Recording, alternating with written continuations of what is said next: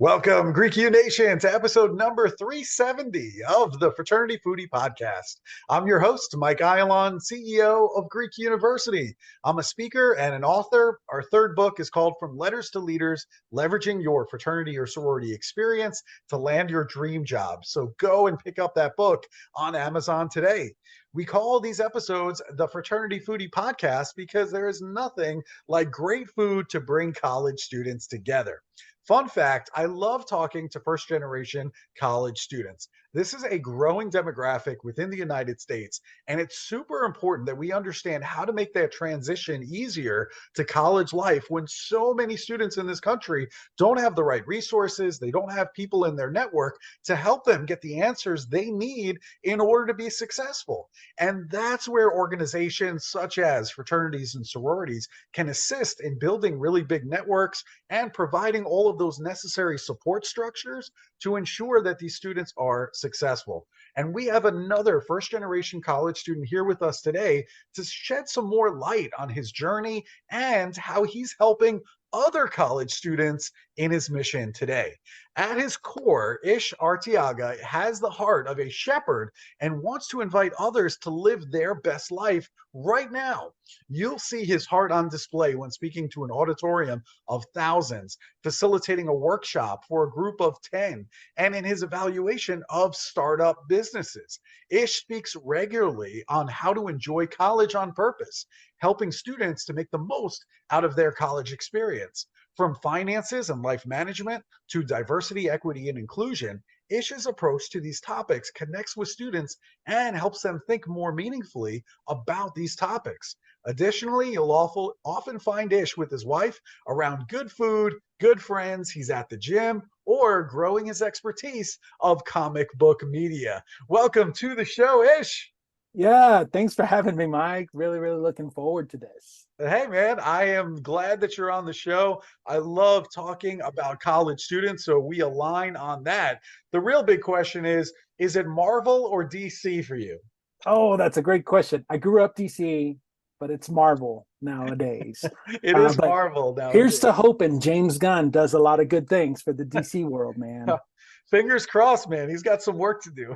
Yeah, he does. He does. All right. So you're a first generation college student. So talk to us a little bit about what did that mean to your family that you were going to college, that you were going to be the first one in your family to go? Yeah, gosh, I love reflecting on that question because immediately what comes up is a sense of validation.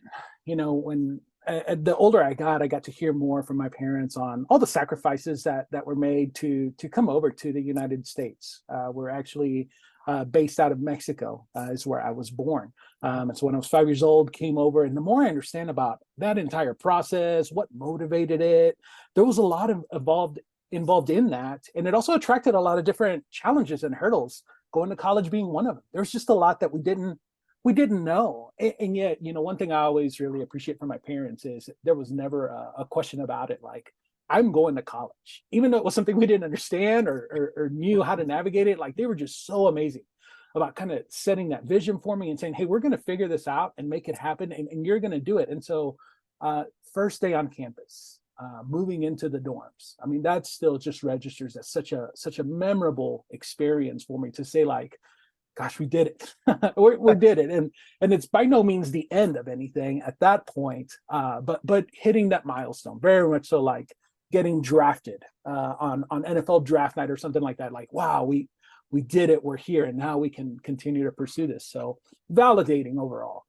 Yeah, that's a huge milestone. I mean, that's a generational shift that your entire family, you know, that's going to be the expectation going forward for everybody in your family going forward. You're going to go to college just like Ish went to college, you know? Absolutely. That's huge. And, you know, you decided on Dallas Christian College. And interestingly, your focus has always been on ministry leadership. So, you know, why did you decide on Dallas Christian? I mean, I'm sure you could have gone to some other places. And then why this particular path of ministry leadership? Yeah, absolutely. So, you know, those youth ministry faith environments were always very very, very formative for me growing up.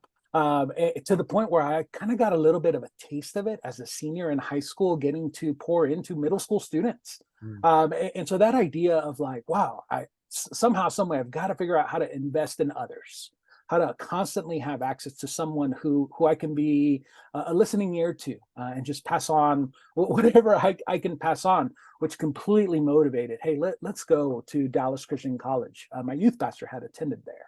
And so went to Dallas Christian College, pursued a ministry leadership degree. And the idea there was just always like, hey, keep me around younger generation so that I can continue to be a resource and helpful to them. I see. So the youth pastor is really the connection to Dallas Yeah. Christian College. Now I got it. All right. Now it makes a lot of sense. And, as a first generation college student, was there anything that the university could have done to make that transition to college a little bit easier for you?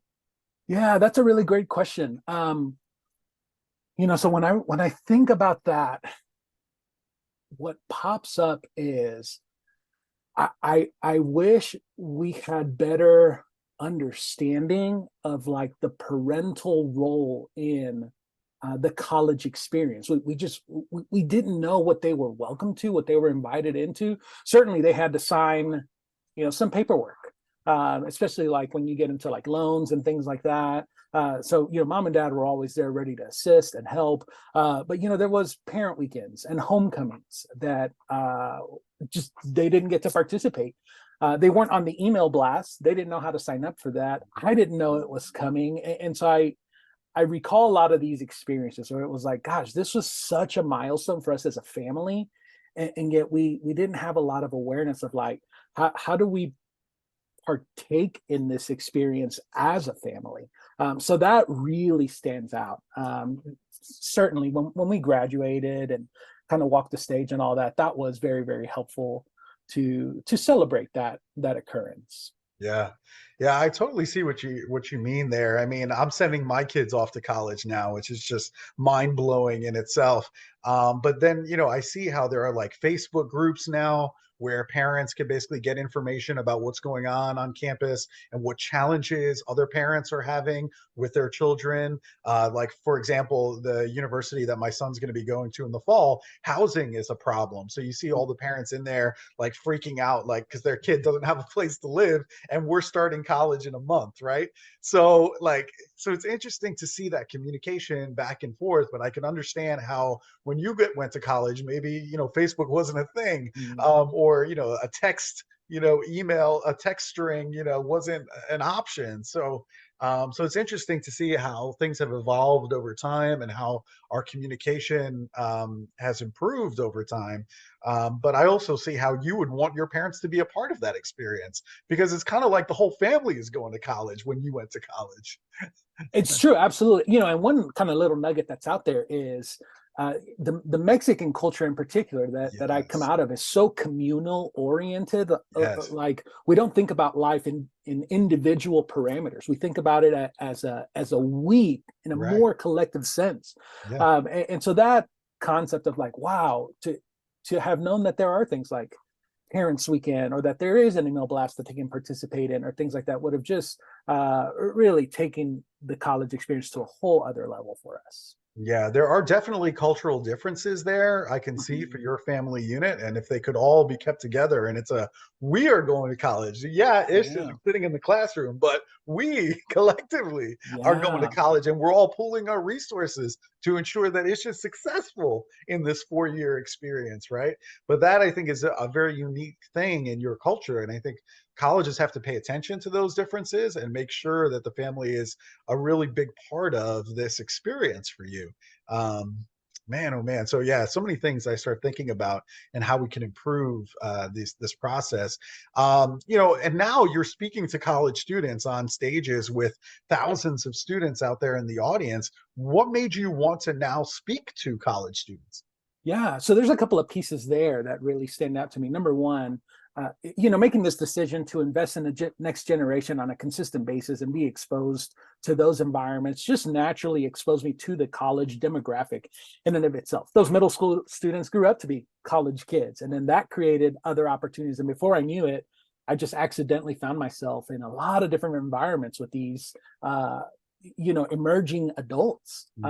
So there, that one piece stands out. And then the other piece that really kind of pushed me over is here over the last few years, I've gotten to be a career coach, helping people make transitions, when a specific career hits an end or they need that transition. And one of the conversations that has come up often is will eventually reflect on like their college experience and their college days. And one of two stories more often than not floats to the top. You get the story of like, man, college was everything. My life is terrible now. And I just wish I could go back and relive my college days. Or you get the other end, which is like, college was pointless. I'm in debt, can't really use my degree. And so it's kind of like just these extreme ends. And in my head, I'm just like, wow, like that was not my experience growing up. I think about my college days and I just remember how joyful they were, the connections that I made, the fun that I had. But then also like certainly it plays a purpose, in skilling you up, providing an education, paving the way for what's next in life. And so then in my head, it was like, gosh, like what would it look like to step into some of these spaces and make sure that college students are enjoying college on purpose, that they're having those memorable experiences while on this journey that clearly has a purpose. They want to skill up, they want to educate, they want to acquire what's necessary to pursue life and a career. Yeah, there are so many things. I also think about my undergraduate experience. I'm still in college. I'm in a doctorate program now, but in the undergraduate experience, I don't feel like I took advantage of everything that was being offered to me. I think there were all kinds of resources that, really I didn't use until I was an adult. I think about like the counseling center, for example, on campus. That's something that's there. And I don't know how many students, really take advantage of it.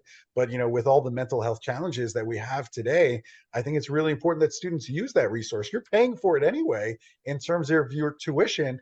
And talking to a therapist wasn't something that I did until I was an adult.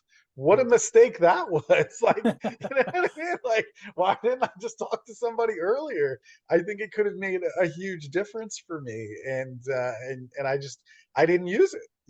And so I wonder about things like that and making sure that we use everything, and just like you say, enjoy college on purpose, that we take advantage of all the opportunities that we're being given. And so I guess that kind of brings me to, what do you think that college students can do in order to make the most of their college experience? Yeah, anytime I get an opportunity to interact with a college student, I want to make sure they have three tool sets, three tools in their belt. I want to make sure that they understand what their why in life is. I want to make sure that they understand the who in their life, and I want them to have a really good grasp on when. And so what I mean by that is when I talk about why, like what's your motivator?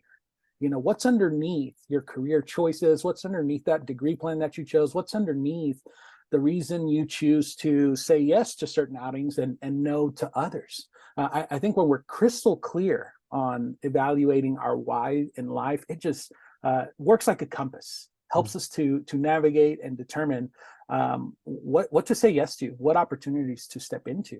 I also like to talk about the who. They say that you are the average of the 5 people you spend the most time around. And so what's it look like to have a strategy to make sure that the 5 people that we spend the most time with, that it's a quality 5 people. And then I don't just mean surround yourself with 5 awesome people who are just always going to pour into you. Like there's a way to be intentional about, hey, 2 of these people need to be people that I'm pouring into, that I'm servicing, that I'm being an influence to, because that also creates some opportunities for you. But again, being super intentional about the who in your life. And then the last one is having a great strategy on when. And that's me making an appeal for being good at scheduling. At the end of the day, the most valuable resource you have is your time. And I know that because no one has ever been able to purchase a second of time back. Like you just can't buy more time. And so what does it look like at the college level to just have a really reliable strategy around how you spend your time, what you say yes to, when you say yes to things. So those are the 3 things that I always want to make sure a student has: their why, their who, and their when. Yeah, I like all of that. I think it's fantastic, especially the who part, who surrounds you, I think is super important. And I talk about that too, making sure that students really do an evaluation of the people that are in their life while they're in college and decide, who is motivating them to go out and achieve their goals and who's bringing you down. And sometimes, it's kind of like a tree. You kind of have to, pare down this tree a little bit in order for it to grow. Sometimes you might have to say, you know what, like this person doesn't belong in my life and you need to make a cut. And that's always a very, very difficult thing.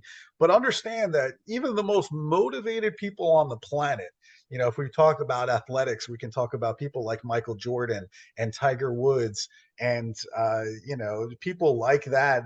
Even the motivators had motivators, right? Hmm. So Hmm. even the Michael Jordan had, a coach in his life that was going to basically keep him on the narrow and making sure that he's doing everything that he needs to do.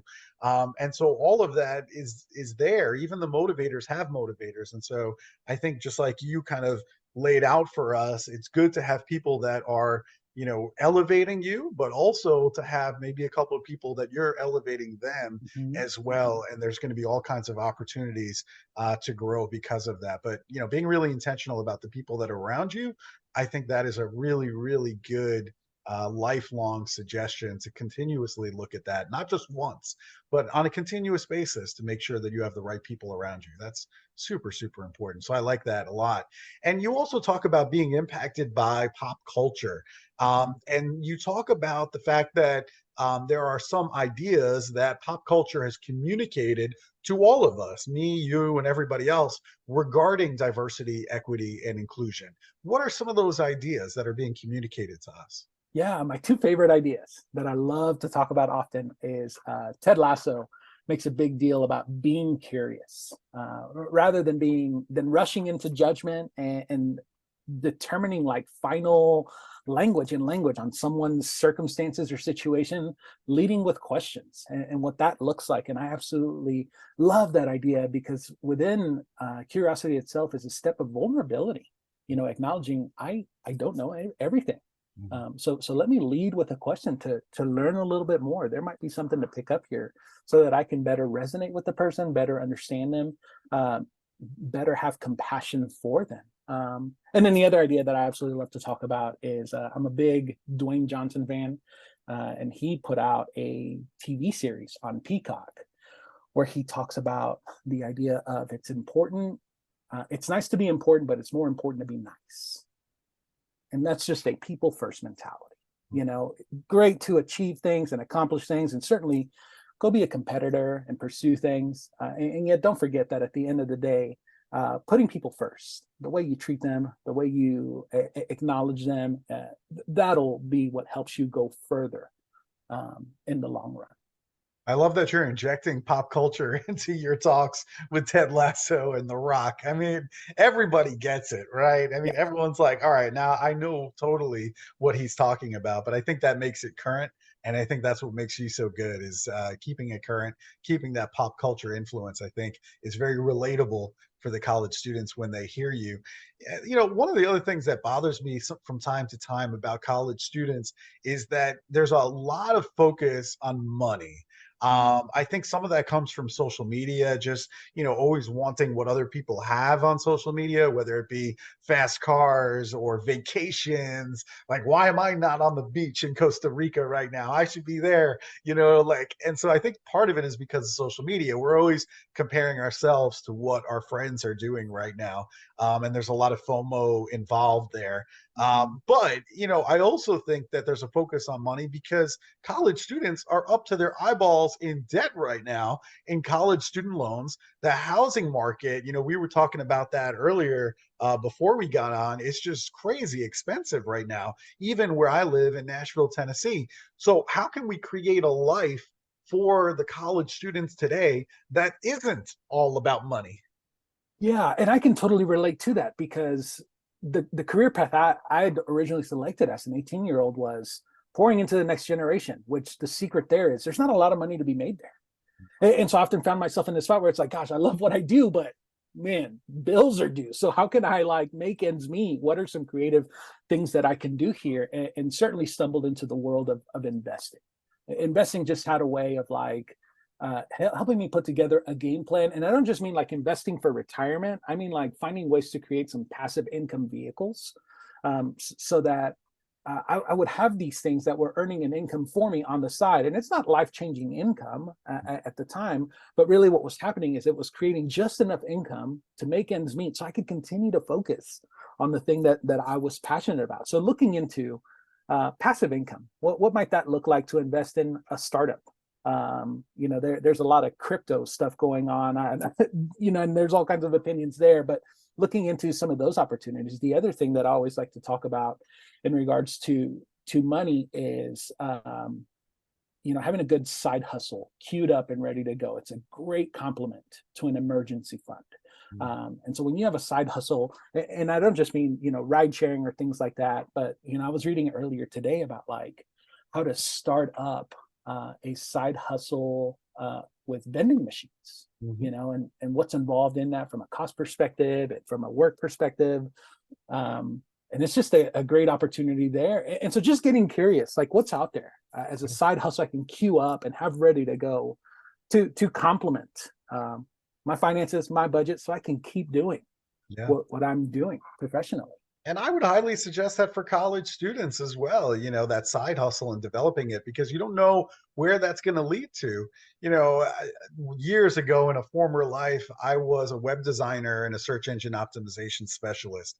And I love doing the work just as like a side hustle, just as something to do just for fun, bring in some extra money. But it got to the point where I was making more money at night and on the weekends doing web design and search engine optimization.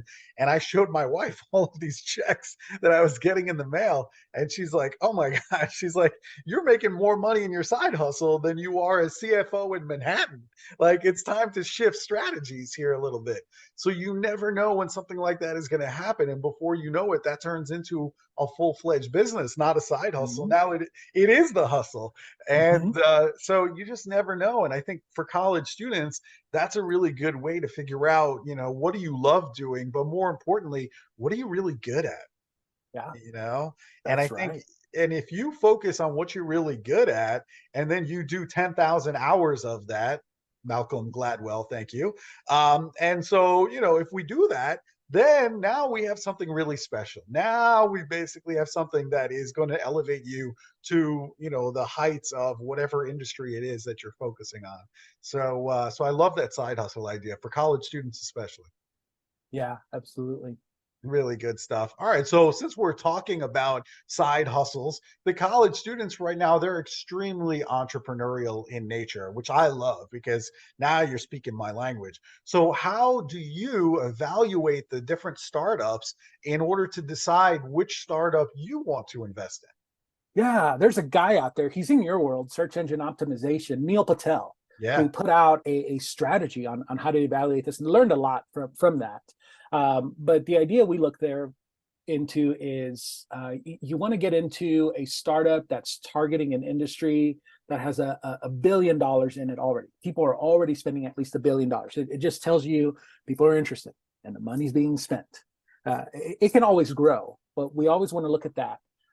Leadership, who's in charge, what's their background, what do they bring to the table. You want to evaluate who's heading up those situations. And then one other thing that we look for is competitive advantage, and these could be things like proprietary technology, whatever it may be, or maybe they have somebody on their board that's just super amazing at what they're trying to get into. But what competitive advantage do they bring to the table in this startup that would be worth investing in? But those three pieces are really worth looking into, and you get a lot of information and help me decide whether to say yes or no to a startup. Yeah, that's great. I love that. And, it's funny because somebody just texted me about an opportunity just yesterday. And I started doing the research and I looked at the founder, and this guy, I was like, oh my God, this guy is an absolute nightmare. Like he's started, setting up companies and he's just got a track record of like failed companies. And I'm like, I can't go in on this thing because I know the founder and he's terrible. His track record is trash. So why am I going to jump into something that I know is going to collapse in 2 or 3 years? So I think that's so important. I really, really like your answer there. That's really good stuff. The other thing is you've led some teams of staff and even volunteers in the past. And I was wondering because a lot of our college students are having difficulty with people on their team that are not motivated. So, as a Mhm. leader, how do you motivate the people on your team to participate? Yeah, anytime I was in those opportunities, I look to remind, promote, and recognize. You always want to remind your teams, your people, like, why are we doing this? Keep putting celebration stories in front of them of whatever it is that your team is seeking to accomplish so that they can remember here's what our effort is going into. You want to promote your people, create opportunities for them to grow in responsibilities and capacities and keep growing.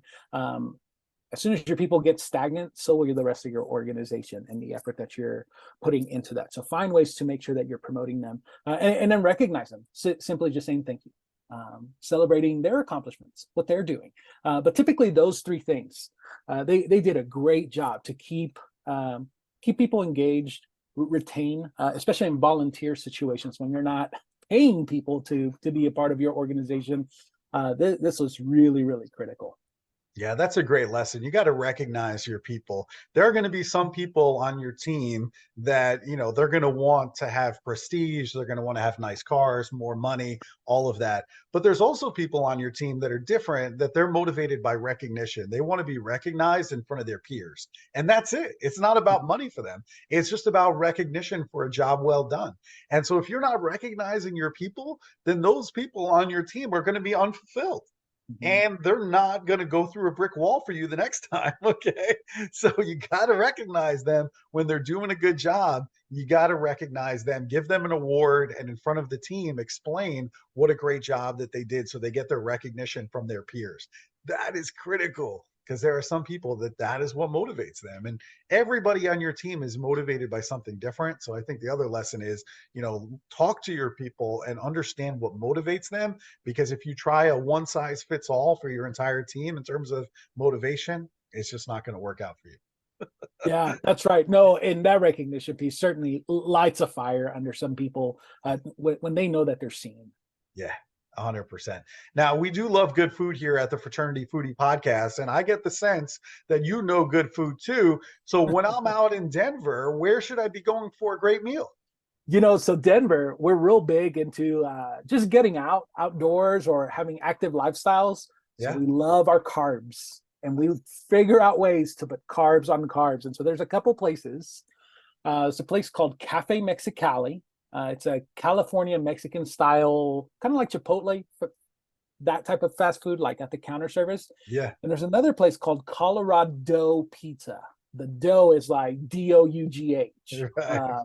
So those two places, what I love about them is if you take some honey and you put it on Cafe Mexicali's tortillas or on the crust of the Colorado pizza, oh man, oh man, carbs on carbs, man. The sugar on the flour, and it's beautiful. Listen, man, you and I can hang anytime. You're talking about Mexican food, you're talking about pizza. Let's go. Like anytime, day or night, no problem with me. Let's go. All right, man. I like it. I like it a lot. Next time I'm in Denver, we're going to meet out there. We're going to do both of them. All right. We're going to go back to Yes, back. So just be ready. yes, I'm ready. All right. So if our student listeners, if they want to bring you in to come and speak on their college campus, where should they go to connect with you? Yeah, hey, so I'm on Instagram at ish2k, and then ishspeaks.com. Either one of those spaces, we can get connected, and I'd love to come out to your college campus and see how I can serve you and your team. There it is, ishspeaks.com. Go and check them out on the website or on Instagram. Ish, thank you so much for sharing all of your insight with our college students. I know how much value you brought to them today, so I'm here to say thank you for what you do. Yeah, and likewise, hear me receive that, and also hear me put it back on you, Mike. You're awesome. Love what you're up to. Love this endeavor you've been putting forth, serving college students on campuses with the podcast. And so keep it up. Keep it up. You're doing awesome. I definitely will. Listen, man, you and me both, we needed some extra support when we were in college to be successful. So I'm just kind of building things that I would have loved to have had as a college student, to be able to listen to guys like you and give me advice on how do I be successful in life? How do I make the most out of this college experience? So everything that I do, whether it be the podcast or social media, teaching lessons, or the books that we publish, it's all in an effort to basically give the younger me what I needed way back when to make it an easier trip, so to speak. And so that's kind of the reason why I'm doing all this. And I hope that one day somebody's listening to all of these podcasts and going, you know what? This is awesome. Like free content, the best speakers on the planet. Now I can be successful, and I'm motivated to be, give back to the next generation. I mean, it's just a way of giving back, I think. Awesome, man. Awesome, man. And it's fun too. I get to meet guys like you. Yeah, dude, absolutely. Dude, the people we get to interact with in these spaces, so cool. Hearing their stories, what they're up to, learning from them. For sure. Oh, man, so valuable. It really is. All right, man. Well, this has been a blast. And to our listeners, we hope you enjoyed this talk with Ish today. If you did, make sure that you like it on social media. Make sure that you share it with other college students on campus, especially the ones that are looking to book new speakers. And we hope to see you on another episode of the Fraternity Foodie Podcast. Thanks so much for joining us, and we'll see you next time.